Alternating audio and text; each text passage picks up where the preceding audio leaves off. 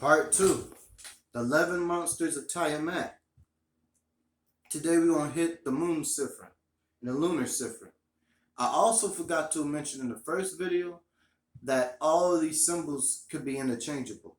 So on these ciphers. But I'm going to give y'all a basic one from when I first used it. And I mixed them all up together too. But I use this one. This is the one I use. And this one is really called the Uridimmu. And I also forgot to tell you one more thing. With the Usam Galu. This is its sigil. This is the sigil of the Usam Galu right here. So you could write this sigil down.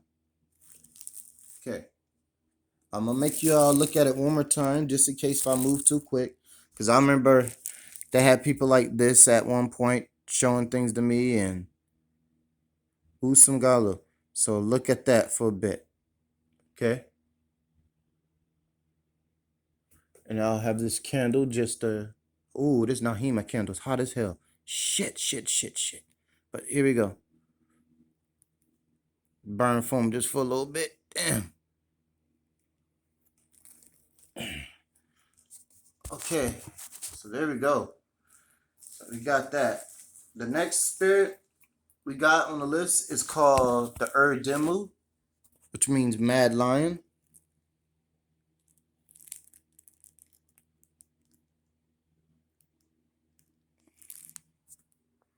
And that image was its sigil. You could just draw it. You know what I'm saying? Just draw the thing and that's it. So let's get to it. Uridimmu, mad lion. The Michiwisan, known as the Uridimmu, is from the Sumerian Uridimmu. The word meaning lion or dog, and Dimmu being howling, ragging mad.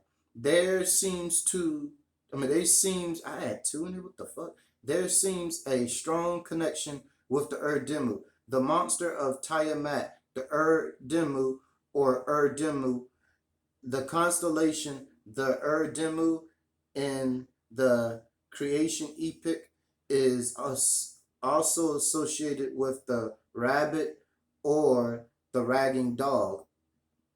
The Akadana with the word Zaibu meaning jackal could indicate a strong sense of the composite's symbolism of this monster. The Uridimmu is depicted in Iranian vase, where he stands upright, with the upper body being a bearded man adored in the horn cap of divinity. The bottom half is a bull, and he is holding a crescent moon and staff. Now we know staff is dealing with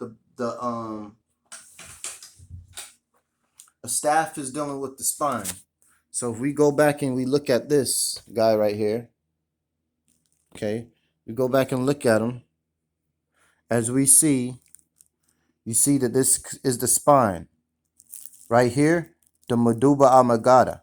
This is where the split of the back of the brain. You know what I'm saying?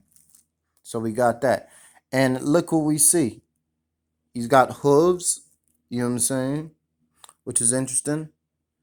And he also has the tail of a lion. Now, if you look at what a lion symbolizes, a lion symbolizes courage. It symbolizes bravery. It represents the sun, you know. So that's what the lion is also a symbol for. It's also a symbol of war. You know what I'm saying? If you go back and look into the Babylonian demons such as the Ugalu, it's a lion, warrioristic. If you go to Persia, Ahriman, warrioristic. You go to Kemet, Sekhmet, warrioristic. So the lion is actually a symbol of the warrior, but it's also a symbol of the sun. You know what I'm saying?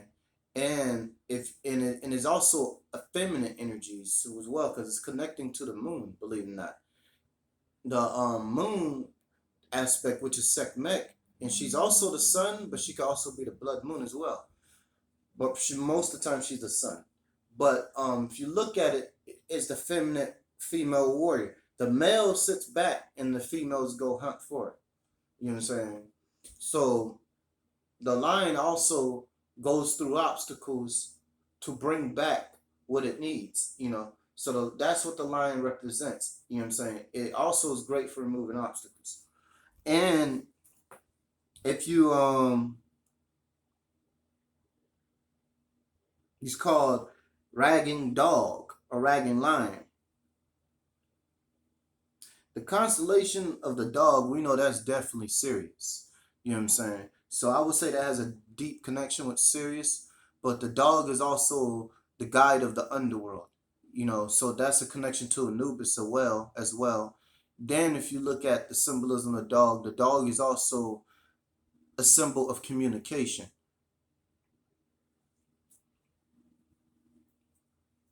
So with this one, it's very interesting. But let's get back to reading this.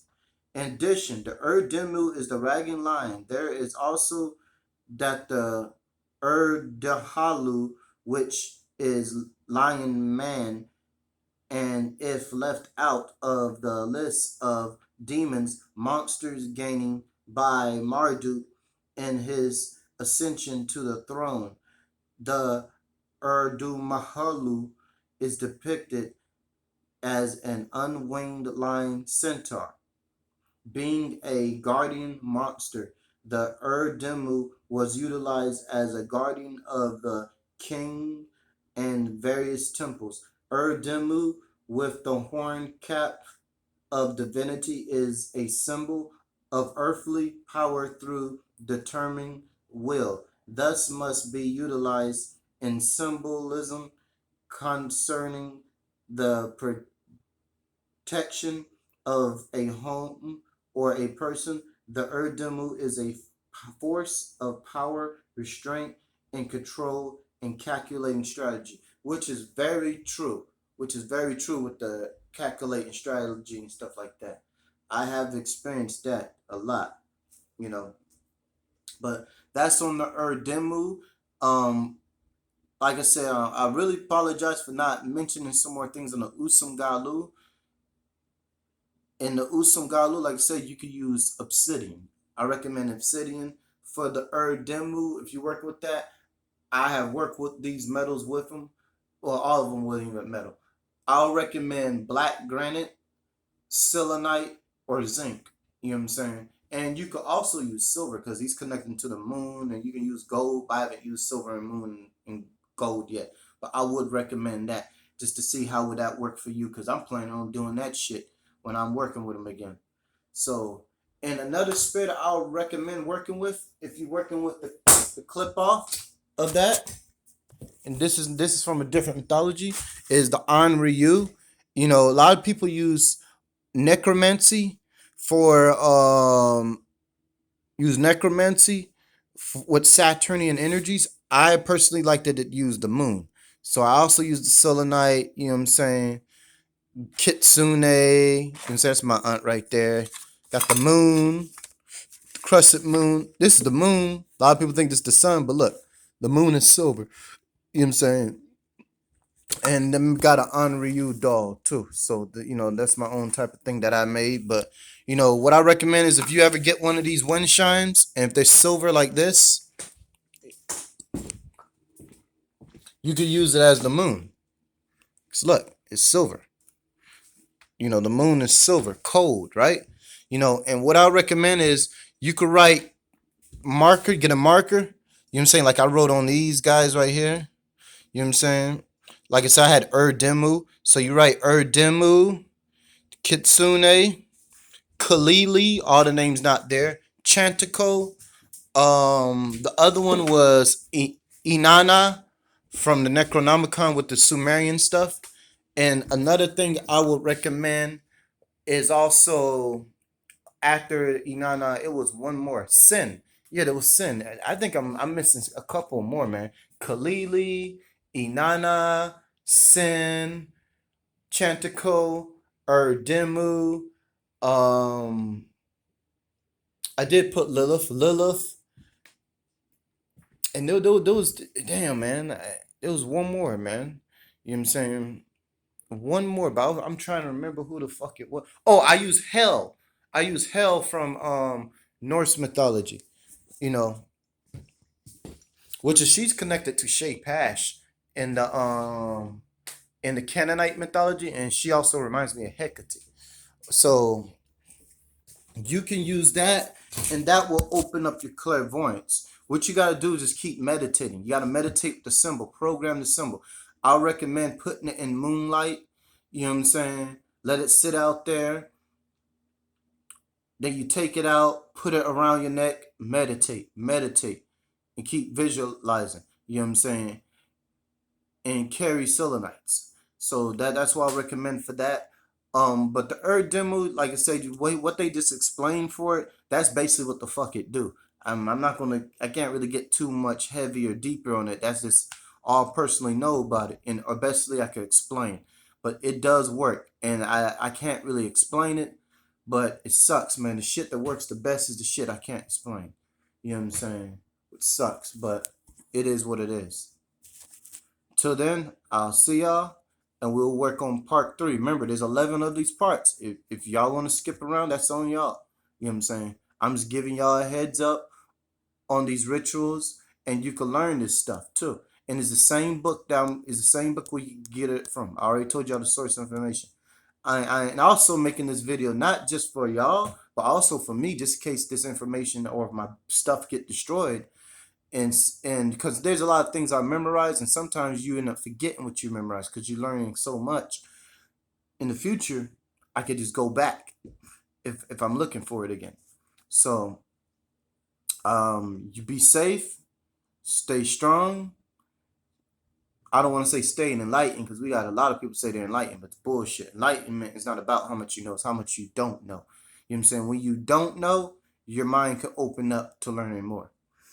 And like I said, a lot of spirits that I would recommend, I would say connecting with the moon, that works well with it. The An Ryu, the New Goi, that's another name for it. That's from yokai in Japanese mythology, looks like the grudge. Um Basically that's what they stole the grudge from, really. The other one, like I said, is the Kitsune, and the Kitsune is a shapeshifter. And the reason is a shapeshifter. You got different types of shapeshifters, but in this case, the shapeshifting of the fox really represents the shapeshifting of the moon in its phases. That's why you see the kitsune that I had. Like I said, well, it was white and red. The moon is white, but when it menstruates, it becomes red, symbolizing the menstrual cycle. It representing the blood, the the life force, the essence of what brought you here, and what could take you out of this motherfucker too. You know what I'm saying? That also gets deep into the Scarlet Woman too, because you look at Crescent Moon, even with the Uridimmu. If you look at the Crescent Moon is also dealing with the devil horns. The devil horns is actually the Crescent Moon. That's what it represents. You know, and it represents the you ascending upward towards the other Cyphers, you know, and if you don't the clip off, you descending. You know what I'm saying? And there's nothing wrong with that either. You know what I'm saying? As long as you get the fuck out of this matrix, you know what I'm saying, that we living in, you know, or illusion or whatever. You know, and when I say this is illusion, basically this place does not appear as what it seems. Right now, this is a bunch of energy and molecules bouncing around, but it looks like a dragon right now. It looks like different things. It looks like a door. You know what I'm saying? But we live in the physical, so we got to do what we got to do to manifest our own afterlife as we pass on to here. Because if you really look at it, even us being in the physical, the first Sifra, most people want to start at Keter, but really it's actually Makuth, because you're here in the physical. You were dead, and you weren't conscious before you got into this. So the physical, did you rise up to the spiritual? You know what I'm saying? but you got to build your physical foundation. You know what I'm saying? But I will put the spiritual first, but don't forget your foundation, though. Don't ever forget your foundation, because and the physical that we talking about, we ain't talking about no bills or material and shit like that. Which is, there's nothing wrong with that too, to get yourself together on that level too. But what we talking about is grounding yourself to nature. Just your nature keeps you from going to la la land. It actually keeps you grounded. You know, I don't want to say la la land, but keeps you, it keeps you grounded to a point where you don't push your subjective reality on others. That is the best way I can put it. But grounding also speeds up your manifestation. You got to ground yourself. So I'll recommend that. You know what I'm saying? And y'all be safe.